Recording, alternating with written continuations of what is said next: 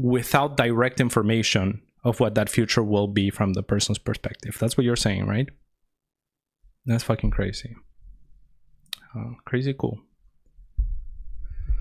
That's right. Okay. That's very interesting. Okay. Patch. Okay. This clap is the classic so that we know where it starts. Okay, so September 22nd, 2025, there's a patch in StarCraft 2. There hasn't been a patch from the side of Blizzard in StarCraft 2 for a very long time, so people are super excited. I would say that before this, and I'll try to be as careful as I can, but also as blunt as I can, and I won't be editing this video, I think. But before this, there was a balance council that much was known kind of publicly, which meant a group of players that decided more or less with the help of ESL and aid on implementation, on basic implementation from Blizzard's side, on balance patches, which were for the most part, but not exclusively, not design oriented, but mostly tweaking values, right, as they pertain to balance. So we'll make and expand on that distinction a little bit further into the video. So what's special about this patch is that the common perception is that this is no longer made by the Balance Council, which received a lot of backlash over the years for the patches, as did David Kim and Blizzard and every team that has ever patched the game since the inception of the game. I mean, people gotta hate someone for their losses. But you know, I also agree in many fronts.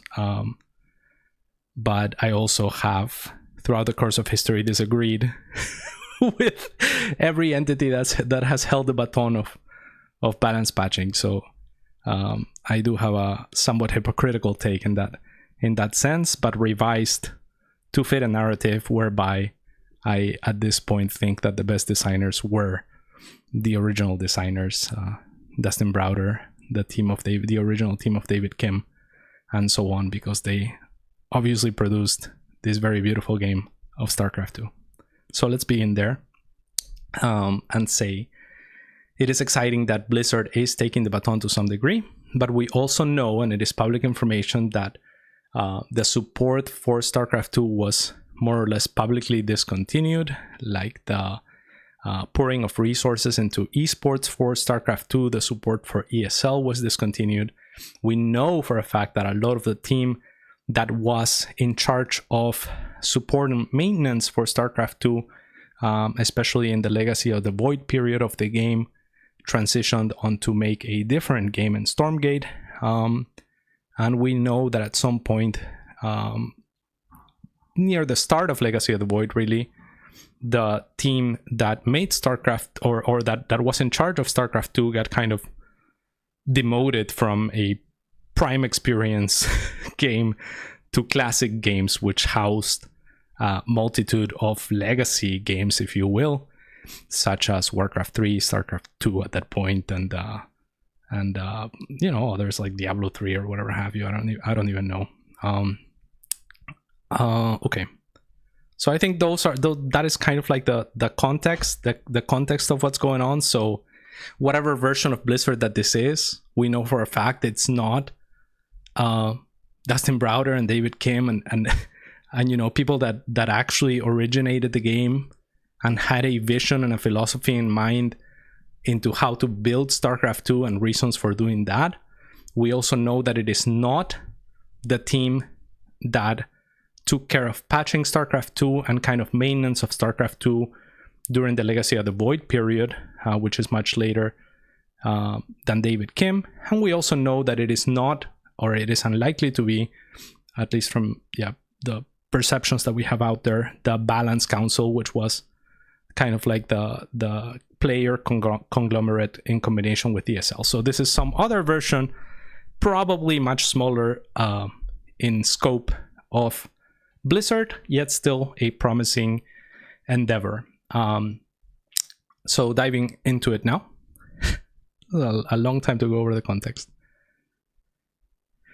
We have added new modified changes on the PTR today, and you can check the notes below in blue. So there was already a patch before this patch, right? But this is a good summary of both together, so it works. Zerg, Spire reduced from 200 to 150 150. So that is obviously a cool change. I think it's, and here's where we want to make that distinction. This is an important distinction to make, I think, when we think of StarCraft 2 and the essence of game design versus the more pragmatic, number-oriented tweaking of the game. So in the way that I like to think of it, there are two aspects to it. One aspect is design, and it has to do with a lot of different things, right? Design has to fit and be constrained by different elements, such as, for example, like the fantasy, right? Like Zerg has a fantasy, and there is an underlying substrate of design that underpins the faction or the race that says Zerg is insects kind of, and they're kind of swarmy, right? They go in droves. There's a lot of them. Like usually they're faster than the other factions, right? Like this is a faction identity that is an umbrella in which the race Zerg exists. There's also like the fantasy of they're kind of insectoids, right? Like they're probably not gonna shoot magic at you, right? They don't have the ability to control the elements. They're a little bit more broody, more brute-like. So all of these things will be taken into account. Then there's another aspect of design that has to do with the fun of it and the coherence of a faction, and kind of like all the tools of a faction forming into a whole that is both coherent, complete, and clean in its functions, and you know, the ways that it overlaps and interacts with the outside clusters of experience within the game, such as the other factions or co-op commanders or whatever have you. So then there's balance, which is like, okay, like we have the core concepts, we have the interactions that we have the identities that we want, we have the fantasies that we want to fulfill, that we want the player to get immersed into. Now let's actually just tweak the balance for competitive integrity, and also to make sure that the game can be played at the broadest scale that it can be played. That is to say, if you don't have good balance in a game, what happens is the game collapses into undesirable rhythms, where, for example, let's say the Hydralisk is, let's just say the Hydralisk is twice as good as it is now for cost, because it is enough of a generalist unit. You would only make Hydralisks in every matchup against everything. That is an undesirable game state, and that's where balance contributes and coalesces with design to make a coherent experience whereby everything that can be explored and is viable, ideally, is viable. So balance takes care of, hey, like, okay, we have all the pieces in place, we think they fit, now let's make sure that everything's usable and everything's fair, right? And then there's the asymmetry between the races or the factions that you also want to account for and say, okay, like, you know, internally this works, how does it compare to this other thing? And that's where most people get into balance, at the level at which most people get into balance, and at the level at which they care is, I play this faction, does the patch favor me or not? That's what most people care about, okay? And that's what most players in StarCraft 2 also care about. So I think that whenever discussions are had between players at the balance council level, at the community level, etc., most of what's talked about is that good for me or not? And we're trying to be a little bit more comprehensive than that. So from the perspective of, is that good for me or not?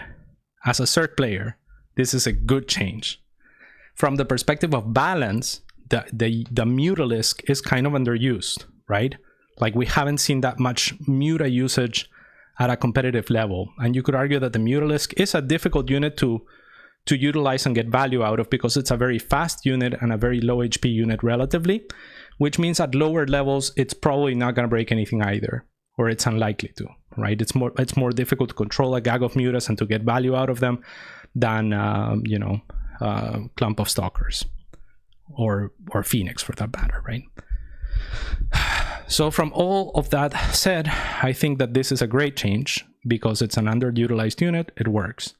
Most of the balance changes, I just kind of wanted to make the point of what balance is and by contrast to design, so that we can speed run through the balance changes, because I don't really care and I don't really know enough. I'm not a proficient enough player to tell you this is great, this is not. I'm not super plugged to the meta, right? But I do know mutas are underutilized, so by that logic, balance change, great. Spire build time reduced from 71 seconds to 66. That's also interesting. Same thing. Time is an entry gate into mutas. You get mutas earlier, your timings are sharper, you know, viability increases. Centrifugal hooks now give 5 HP bonus to banelings again. So they're trying to make banelings great again. Now, why do banelings need a buff? I'm not sure, okay? But it seems to be that we think the banelings need a buff. So again, from a balance perspective, I'm gonna abstain and I'm gonna say, whatever, I don't care. But from a design perspective, I will say, and from the intention and having worked with Blizzard for 4 years as a consultant and kind of having heard firsthand their design philosophies and kind of reasonings, I personally think that this is a shitty upgrade. I do realize that it was introduced, I believe, in Legacy of the Void, so not by the original team, but by the team that preceded them in maintenance. And I think these are important distinctions, because I think there is like different qualities to these different teams and different groups that have overtaken design and balance of StarCraft 2 over time. I think that this is shit, because I think StarCraft 2 thrives on being a game that is very clean in essence.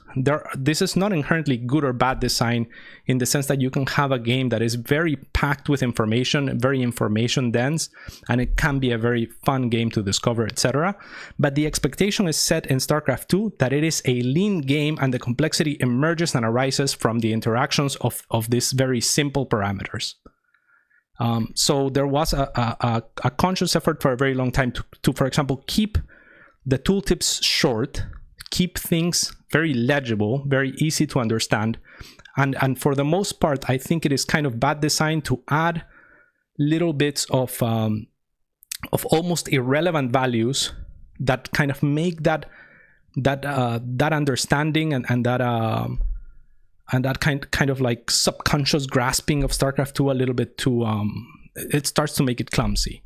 So what I'm trying to say is 5 HP for me is too small of a value for the great majority of players to read and get value out of reading in an upgrade, when the upgrade could be simplified to say, you know, it gives banelings more speed. That's more StarCraft. You know, StarCraft isn't so much, it does this and it also does that and it gives 20%. And again, there's nothing wrong with that sort of design. Like one of my favorite games is Dota 2, and even the game that I'm designing, Zero Space, has a little bit more depth in that sense, but StarCraft 2 is clean as fuck. So I think we would benefit from keeping it clean. When this upgrade was first introduced, it was 10 HP, by the way, to banelings. So the Legacy of the Void team had the presence of mind to kind of put 10 HP, which sounds a little bit more relevant. I think the baneling has 30 HP by default, if I'm not mistaken, which is a little bit odd because the Ling, I think, has 35, so an evolution that, you know, that loses HP is a little bit odd, but the baneling kind of looks like it could be that unit, so I'm okay with that. But 10 HP was a little bit more hefty, right? From 30 to 40, okay. From 30 to 35, like, do I really want to read that? And my answer is no. So what happened is they made it 10 HP on the upgrade, acceptable, and then they nerfed it to 5 HP, which once you're at 10 HP, seems like, okay, like you know, we don't want to remove it, let's just nerf it. And then they removed it because the baneling was too strong, and now we're bringing it back. Why? I don't know. Maybe the baneling needs help. I kind of doubt it.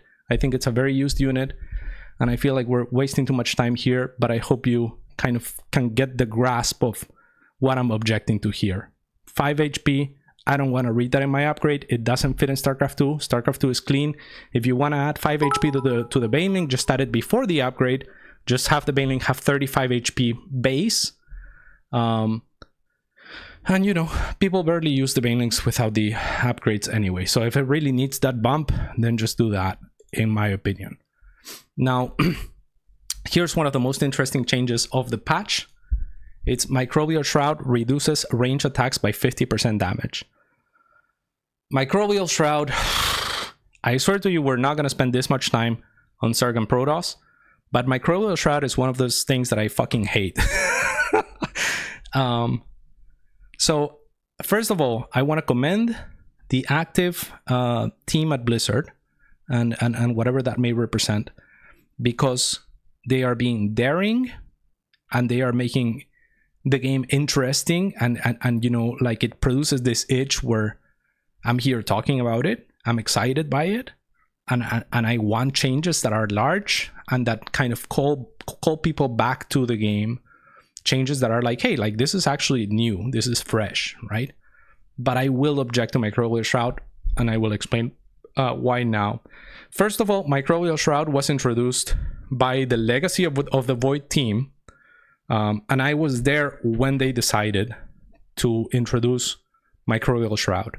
We actually talked about Microbial Shroud being more like the Defiler spell, which is what we're doing here. But the objections were, it's too difficult to understand, too difficult to grasp, we don't want long tooltips, etc. So the Defiler spell was out of the question. Now, this version of Microbial Shroud is not exactly the Defiler spell. It doesn't have all those little weird things about it. It's pretty straightforward. It just reduces range attacks by 50% damage. There are some kinks to it, such as, you know, when does it calculate armor before or after, that are kind of like hidden details that you usually want to avoid in a game like StarCraft 2, but maybe that would be inevitable. Now, the problem that I have is that Microbial Shroud was a spell that was introduced by a team that, in my opinion, was quite frankly inexperienced. Green, this is something like 8 years ago. I myself had very little experience, and I did get to learn a lot from this team. So I don't want to sound unfair to them, but at that point in time, it was a relatively small group. It wasn't David Kim, it wasn't Dustin Browder, right? It was a team that was a little bit more of a scramble, and then, in my opinion, the most experienced designer ended up leaving and joining Riot and TFT to be a designer there. But I believe this change happened while he was there. And what I noticed with this team was that there was a general apprehension to making large changes, because we understood that StarCraft 2 was kind of on its way out as far as Blizzard was concerned. That is to say that StarCraft 2 was kind of heading towards the ship that would no longer be supported in the same to the same degree, and without that support, you kind of want stability, right? So you want to gravitate towards stability. That's something that David Kim even stated very early on. He always said, you know, we want to kind of get to a point at which StarCraft is stable and we don't have to tweak it all that much, kind of like Brood War and where that got. And I think that Microbial Shroud, the original Microbial Shroud, was kind of introduced as a safe change, as something that wouldn't break the game, while addressing the panic and the PTSD that people had from free units and the infested Terran. I personally always hated it. It was a pretty fucking worthless spell on approach. It got buffed, I believe, at some point. It was still pretty underused, and the reason for that is it was way too niche, right? And it was niche because it was a conservative change. It was a change of a group of developers that didn't want to break the game, so they introduced something that wouldn't have a breaking effect, a game breaking effect. Whereas usually what you want from abilities is exactly game breaking effects, right? Like, you want the ability to actually shift the game to actually feel impactful and feel fun, because that's what you want from game design, basically. So I always hated Microbial Shroud. Now, this version of Microbial Shroud, way cooler, right? In that it has impact, it is daring, it is interesting. Like, this is much closer to the Defiler. It's the kind of spell that you use to allow your army to go in and fuck shit up. Like, that's cool. The problem is the overlap in design. And this is another design flaw that you run into if you're not careful, right? So the problem is the Viper has an ability that is called Blinding Cloud. And what Blinding Cloud is a radial ability, an instant cast that you place, you know, on the ground with a range similar to this one, I believe. And it negates enemy units, enemy ranged units from attacking altogether. And it's got a little bit of a binary nature to it, right? If that cloud is on top of the ranged units of your enemy, they can't attack, they're blind, right? It reduces the range to 1 or whatever it is. Whereas what Microbial Shroud does, if you were to draw a Venn diagram, would have a ton of overlap. And this is not desirable overlap because you have two main spellcasters in Zerg, the Infestor and the Viper. So if one of the abilities serves to counter the same archetype, which is, you know, range units, it's also, they're both instant casts, they're both radial effects, they both look like a fart of different colors. For me, that is just a little bit too much overlap. Does that make sense? It is just a little bit too lazy, almost. They don't coexist well together. Now, you could always make an argument that this, in my opinion, this is more interesting than Blinding Cloud. So I would make an argument for keeping this and removing Blinding Cloud, and that would be okay. But the real argument that I would want to push, the true argument that I would want to push, is bring Infested Terrans back. And the reason for that is Infested Terrans got removed due to free unit PTSD and the kind of the freak out of the internal team that they wouldn't be able to manage. And I think in some sense it was a failure of David Kim's team as well, to not be able to manage and restrict the host of free units that made for a very stale and boring StarCraft 2 meta. So that came from broodlings lasting longer, broodlords being generally stronger, spine and spore forests, the introduction of the swarm host in its state in Heart of the Swarm was probably the biggest culprit of them all. Fungal growth held units in place and was instant cast. I believe Neural Parasite lasted forever, and Infested Terrans were super strong and free, right? So all of these factors combined made this atmosphere that gave people PTSD, and what was the swarmy identity that David Kim and Dustin Browder and the boys kind of invented and wanted to have for the Zerg, which is, this is a broody faction, this is a swarmy faction, and so you know, free units, if you will, or energy-based units fit that bill, was kind of all torn down at once. It was kind of an overreaction of, okay, we can't make free units work, let's just remove it all. In my opinion, free units can work. They work in many games. They don't have to be exclusively free. And what should have been done instead was to look at the Infested Terran as a unit in itself and balance it accordingly, instead of just fucking removing it like we removed that version of the Swarm host, perhaps warranted, and we nerfed Infestor Broodlord out of existence. So the cool thing that Infested Terran does here is, A, it doesn't require art assets, right? We can't really expect that the new team, or whatever team is working at Blizzard now in its current capacity, is as large as the original team, which means they probably, if I had to guess, this is all speculation, they probably don't have access to very many resources from Blizzard, such as active artists, VFX artists, 3D modelers, texturers, and the host of kind of like expensive artists that you would need to create new assets. So you kind of have to work at this point, if you're StarCraft 2, with what you have. You have the assets for the Infested Terran. That is to say, you have the model, you have the ability, you have the VFX, you have the animation, you have everything that you need for it. And so it's a very solid candidate to just bring back, that I think brings back a lot of hype. The other thing that the Infested Terran does and did for the Infestor, and why the Infestor was so very cool and well designed in my opinion, whereas the Infestor now is kind of a husk of what it used to be then, is that the Infested Terran was the only granular spell that the Infestor had. So if you think of casters in StarCraft 2, most casters have utility beyond their ability casts, right? So Templars, for example, they have a shitty attack, that's something. Let's not even count it. They have feedback, so if they casted their Storm and they're low on mana, they can at least feedback medevacs or feedback other spellcasters or do something like that. Completely out of energy? No problem. You can also morph them into Archons, right? The Viper, you're out of energy, you can literally go and suck energy out of a building, right? The Sentry has, you know, compared to most spellcasters, a competitive attack, and force fields are much more granular in energy usage. No matter what caster you look at in StarCraft 2, its utility is much greater. Like even Ravens have the auto turrets. That's granular.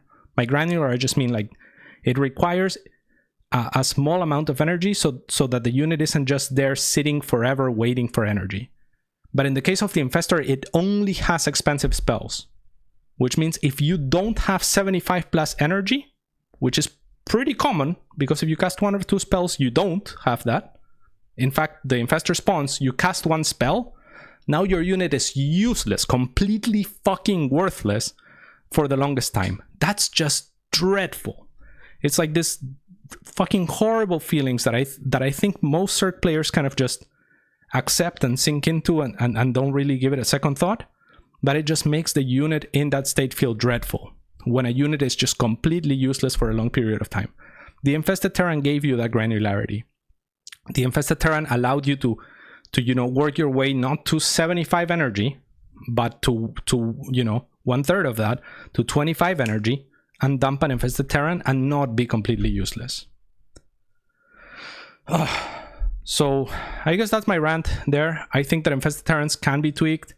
I think that there are certain rules that could apply to just unit summons. For example, like they don't have to get affected by upgrades, and that wouldn't be too crazy and too out of the norm. Or you can just straight up like nerf their stats. You could even make them more granular for all I care. And in some sense, you could also you know, delay the amount of time that they take to get out of the egg. And in some sense, with the new Storm, they're more counterable than before, and you certainly don't have the same host of issues with all the other free units and all the other turtley styles that plagued that era where we got the PTSD from free units. So in my opinion, the new Microbial Shroud doesn't need to exist, just simply because it overlaps way too heavily with the Viper in its Blinding Cloud, and the Infested Terran is kind of a perfect solution that makes the Infestor great again, as they say. Microbial Shroud cost increased from 75 to 100, so, you know, punch in the gut to everything that I was just saying. And Microbial Shroud now requires an upgrade again for 150. So I mean, those are just annoying. Like it's always brought up. Zerg just has a lot of time investment and upgrade costs, which is really unfortunate, because the more time and money that you add to upgrades, the less viable it is for you to actually have a varied set of units in the Zerg arsenal, right? Like actually switching unit compositions becomes less viable the more you gate units behind upgrades. That is to say, if I have to invest into 3 tiers of Hydra units, of Hydra upgrades that each compound the Hydra's effects and power to make it stronger and stronger and stronger and stronger, it is much more difficult for me to go to a different unit and try to find the same power, because I'm so over invested into getting value of the Hydra that each one of my Hydras carries that little bit of value extra from my prior investments, right? So the more upgrades you add, not only does it make more difficult to use, more difficult to access, more tedious, and kind of more annoying, but it also actually restricts the space of possibilities in which the game can be played, because it's more difficult to switch between techs. That's not speculation, that's just a fact. So for multiple reasons, I'm against this, and I'm for bringing infested Terran backs, but I am happy that at least this team is bold enough to try new things and to freshen up the game. So if we go with this version of Microbial Shroud, there is an underlying positive, which is it's better than the useless spell that it has right now. And even though there's overlap and it makes the game a little bit worse, at least for a short duration of time, it will be exciting to try, and maybe it'll pull some people back. At least it's, you know, a toy. Protoss, this one will be much quicker. A lot of it is just kind of balance tweaks. So energy overcharge has reduced from 100 to 50 energy. That's perfectly fine. Energy overcharge cooldown has been reduced from 60 to 45. That makes the control more granular, which gives Protoss more stuff to do, right? It raises the skill ceiling ever so barely. So there's those things. There's the trade-offs, of course, and there's the...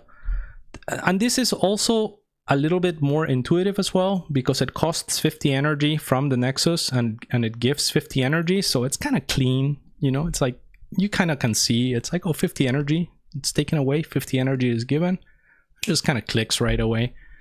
So I don't mind this change. I think it's cool. If it's warranted, then it's warranted. It's just a balance change.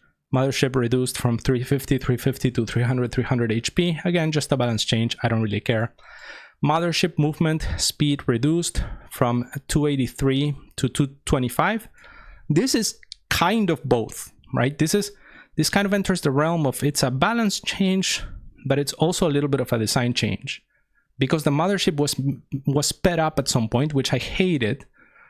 Same with the Brood Lord, it was sped up. I hate it. There's been a lot of changes made since the David Kim and Dustin Browder era that I think have not respected kind of the philosophy and the vision that they had when they were building this game. And that has been by many of the teams that succeeded them, right? Not one specific culprit. But one of those teams, I believe it was the player council, they wanted to make things faster, etc. And they did get backlash warranted from the community, because the community realized that the fantasy actually matters, and that is that the fantasy can also make the game great and immersive. And a unit so big as the Mothership shouldn't be this fucking agile thing that moves around like it's a phoenix, right? It has the volume and it has the gravitas that if you're gonna get immersed and if you're gonna get sold on its fantasy, then it should be a slow unit. So from a design perspective, I think, balance aside, I like that the Mothership is slower and sluggier.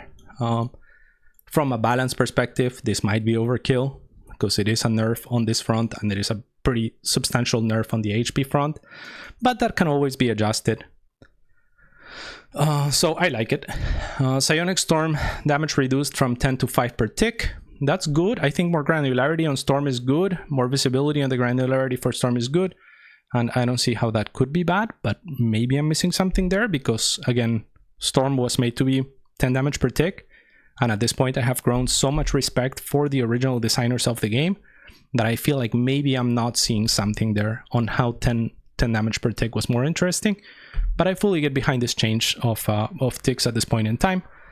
Until proven otherwise, it just seems like the more sensible thing to do. Psionic Storm duration increased, basically doubled, and Psionic Storm radius increased from 1.5 to 2.25, which is an absurd radius increase, but I am confident that they will revise that. Psionic Storm period reduced from 0.7994 to 0.399, so halved. So I think the psionic period reduced is basically half tick wise, whereas the duration got doubled. So I think the ticks got halved, the duration of the storm got doubled, and the period count increased from 6 to 12, which is just the byproduct of the period reduced, right? That's just implied. Like, you could have just listed one of these, because they're both, I think, saying the exact same thing. It's just like, because this happened, this is also true. Now onto the radius. 1.5 to 225 a radius is a massive increase. You gotta be really fucking careful with radiuses. But overall, I do like the idea of a radius increase to kind of give some of these spells a little bit more of a unique identity. I think that when some of these units got introduced, they were kind of like a little bit lazy in crafting their identities, especially like units like the Disruptor, which got introduced much later into the game. They all have like 1.5 radius, you know, and it's like, why not increase some radius and make them a little bit different? So I like it in essence, but the problem with the radius increase is that 1.5 to 225 doesn't sound like that much, but as far as area of effect is concerned, more than double the amount of units will fit in this radius. It is a more than double increase in area. So you have to be really careful because radius is a really deceptive parameter. A lot of the time you should just be looking at area. So, but I'm confident they'll fix that because it is ridiculous right now. So outside of that, I think it's fine. Basically, the TLDR is Storm lasts longer, the radius is bigger.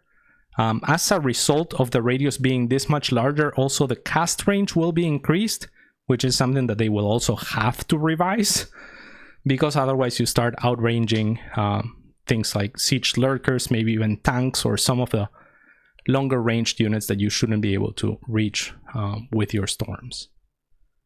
Dark Templar Blink attack delayed reduced from 0.75 to 0.25. I haven't tested this change myself. The Dark Templar does have a giant scythe, and it has this kind of like, from a fantasy immersion perspective, it does have this kind of weight to it. So I'm not sure if this kind of kills that, and it kills like a good animation in the process by shortening it. If it does, then I'm against it.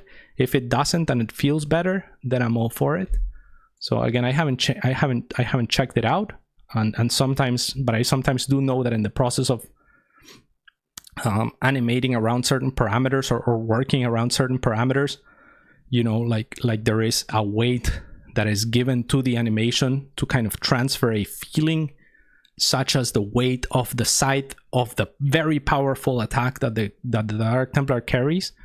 So there is a chance that that's kind of ruined, and there is a chance that, you know, there wasn't a great animation to begin with, and that it feels just fine. I don't know. I haven't seen it. I haven't tested it. Surveillance mode now reveals observers. That's kind of a weird change.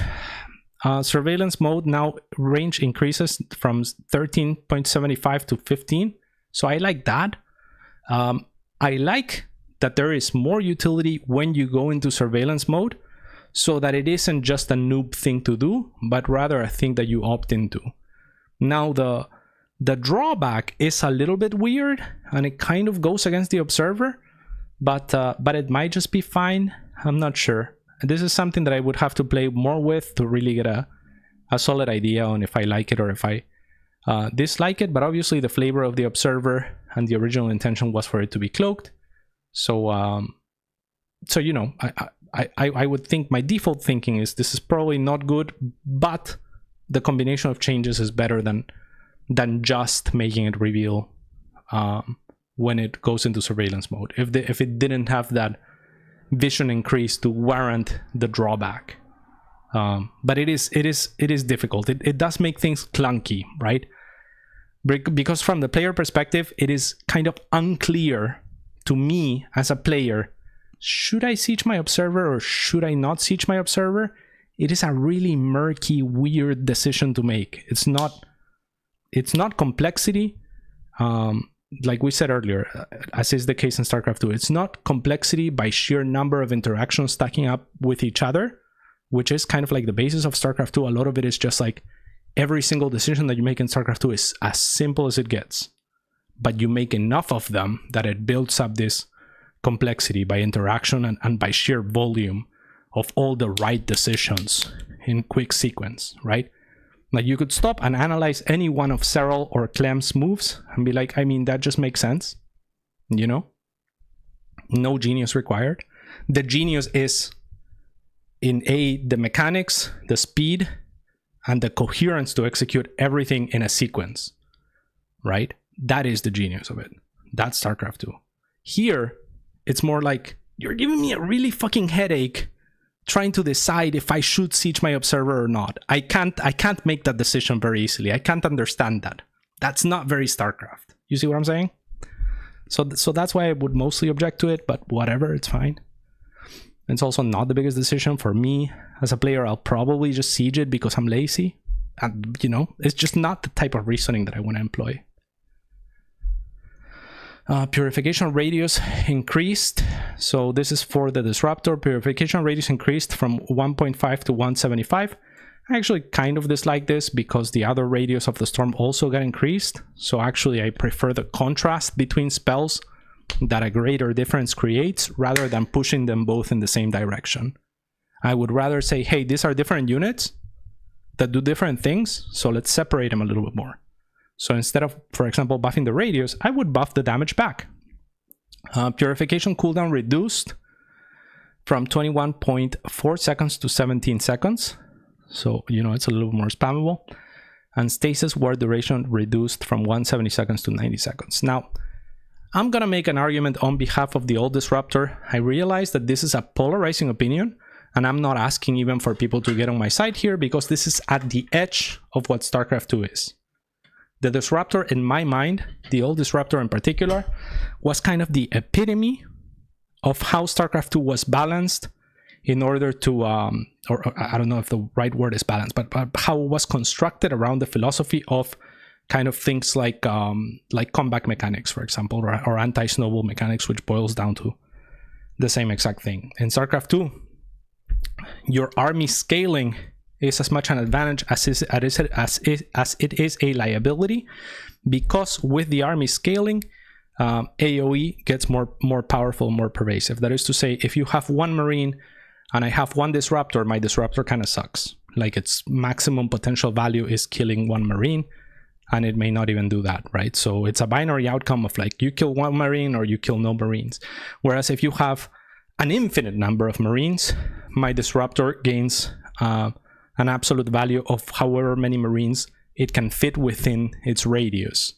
And 100% of the time in a full screen of Marines where my disruptor is invincible, etc., I will get that much more value, right? So that's just to make clear that AoE scales with armies, and that is the very clean way that StarCraft 2 accounts for combat mechanics and kind of makes it so that the RTS math, which is otherwise brutal, can be kept in check.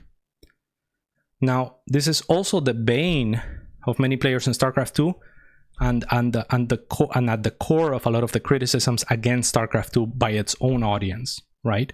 Most people love some things about StarCraft 2, but one of the criticisms that it's always received is I look away for 1 second and all my shit is dead, right? And what I say to those people is go play Warcraft 3. You know what I'm saying? StarCraft 2 is fucking StarCraft 2. It is a high-paced game. It is a fast decision game. It is a quick-paced game, and that is kind of at the core of it. If your opponent is at your level, then you will have those struggles, and those struggles do come with frustrations. And again, the disruptor is the epitome of, or the culmination of everything that StarCraft 2 represents on that ground. And as a commentator, as a caster, it is the unit that has always made me yell the loudest, right? Because it is uncertainty, binary outcomes with everything at stake. Is Clem going to split his Marines? Of course he is. Or is he gonna eat a giant disruptor shot that changes the course of the game on its own merit, right? And that obviously produces the greatest feelings of elation and excitement. And by contrast, it's yin and yang. It will produce the greatest feelings of frustration and negative sentiments towards units that are that binary in nature. So what I would say is the disruptor, for my taste, is a unit that fits in StarCraft 2. It is the epitome of StarCraft 2 as a game, and it was the most exciting unit to cast. So instead of making it kind of insignificant by virtue of nerfing its damage to where now you look at a disruptor shot going towards a clump of roaches and you're just like sitting there going like, I don't fucking care, like, sure, hit him, I'll burrow them right after and heal them to full. It doesn't have that same gravitas that it used to have, right? And it also kind of got nerfed into oblivion by the force supply. So in my opinion, keep the force supply. That will restrict the amount of disruptors that you can make the radius smaller even, right? From 1.5 to 1.4, not as crazy as, like 1.2 or something ridiculous like that. But give it from 1.5 to 1.4, or reduce the speed at which the disruptor shade travels, right? So that it's harder to hit stuff. Like, there are many ways to nerf it while keeping the essence of the disruptor, which is the binary fucking live or die, yin yang, all or nothing nature that StarCraft 2 encapsulates better than any game ever. So that's my pitch for the disruptor, but I understand that the disruptor is at that cutting edge to where for a lot of people it is just a little bit too much, and I understand that, and that's okay. So if we want to go this route, I'll accept it. It's just not my preferred thing, and I think that there aren't many games where a unit like the disruptor can exist. StarCraft 2 is one of those games. As a commentator, again, it was the most exciting unit to commentate ever. Now, Terran, siege tank, can no longer be abducted when in siege mode. That to me is just weird. I'm not sure what problem it's addressing. I haven't paid enough attention to the meta in the last year or two. So I don't know if, siege tanks really need help against abduct. This feels like kind of like an arbitrary thing where someone fucking smoked a joint, walked into the office and was like, bro, why can Vipers abduct siege tanks? And someone was like, I don't know, man. It's like, they shouldn't, right? It's like, yeah, they shouldn't, bro. It's like, no, they kind of should. And the problem with that is that units in StarCraft 2, again, are designed with philosophies in mind, usually that make the rules as clear as possible, and the interactions are what stacks up kind of like the complexity of the game as it builds. We've said that multiple times today, and I believe that that's true.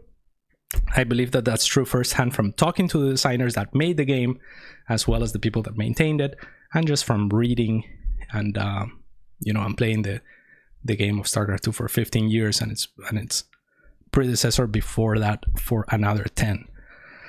StarCraft 2 is just a clean game, and arbitrary rules have very little space to exist. Many of my initial ideas when I was a green designer trying to help the StarCraft 2 in terms of balance and design were shut down is exactly for this reason, for the fact that they introduce new rules and the game was intended to be kept clean, easy to understand. This is not Dota 2. This is not a deep, very complicated game to grasp. It's fucking simple. So if you tell me that siege tanks can no longer be abducted, then I ask, can lurkers no longer be abducted too? And you're like, no, they can. I'm like, why? They're both sieged. The lurker is rooted. I have reason to believe that two siege units should operate similarly, right? Can the Phoenix still lift a tank? Yes, it can. Why? It's like, well, because the gravity systems of the Phoenix have more power than the tongue, than the Viper. Yeah, but that's not self-evident. That's an arbitrary rule. And you don't do those in StarCraft 2, right? So for that reason, I'm completely against this. I think it just introduces unnecessary complexity. This is not Dota.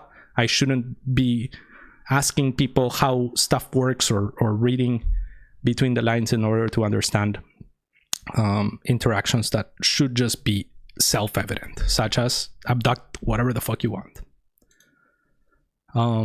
There are exceptions that are made over time, right? Whenever the design team feels like they can't solve for something, and again, they might actually be violating prior rules that the prior design team to them intended not to be violated, such as like, let's give the shit a hero tag. And it's like, okay, like, if it solves a problem big enough, then you can make the sacrifice. The rules are made to be broken, and if a unit is a fucking mothership and it looks special and you can only make one of it and it has this other weird rules to it, it fits. A siege tank, it just doesn't fit. It doesn't make sense. Don't bring it into my game, you know what I'm saying? Vikings reduced from 150 to 75 to 125-75. I think that's interesting. It's a little bit more conservative than it was at its inception, where I believe the cost reduction was even bigger. But I think that's great. That's cool. Same reasoning as the Muta. It's just a balance change. It's one of the units that seems to be underused, and it is the most exciting change that Terran got, as boring as it seems by comparison to the other two races that got kind of a little bit more of a rework of abilities and stuff that feel more like new toys than a cost reduction. Drilling claws effectiveness increased from 1.07 to 0.71 seconds. I mean, sure, I guess. I don't know. Again, balance change, I guess. I don't really know the state of the Widow Mine, if it needs help or not, so we'll just say it's a number tweak I don't understand, by virtue of me not being good enough at the game at this point in time and not being plugged enough to know what's strong or what isn't. Hyper speed rotors research time decreased from 100 to 79, same exact thing. Liberator sight reduced from 10 to 9. Now this one's pretty bad, and I think it's an unintended consequence, and I feel like they will have to fix it. So I was just looking at some videos to where the Liberator can no longer see within its siege range, which obviously just feels like a bug. And if it feels like a bug and it feels clunky and it feels unintuitive, it is not, and it does not have room to exist in StarCraft 2. So I'm confident also that they will probably revise this one, or there will be enough of an outcry that eventually they will. A lot of bug fixes. I'll trust that those are all a good thing to have, especially on the Cyclone front. And I think that pretty much wraps up the patch PTR update. I'm overall hopeful, and I am grateful that there is someone actually looking after StarCraft 2, and that there seems to be a little bit less fear on the side of the existing designers to try new things and freshen up things. So I don't want to sound negative in the making and the judgments during this video. In fact, I would like to praise the fact that there is people trying to make the game fresh and better, and maybe call back some people and excite people such as myself. I am excited to play. I am excited to, to test whatever changes do end up making it in, especially if I have some toys.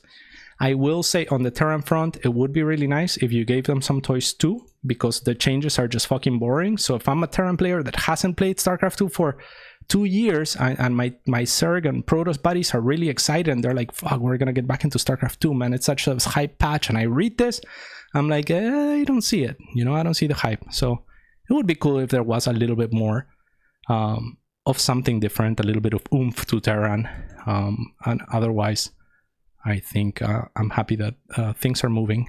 But yeah, I also think, this is kind of a first pass of a new team that has taken a hold of a legendary game that was made by legendary people with great design philosophies, senior designers that really know their shit. And whenever you start tweaking with that, you are bound to fuck up a little bit, and that's okay.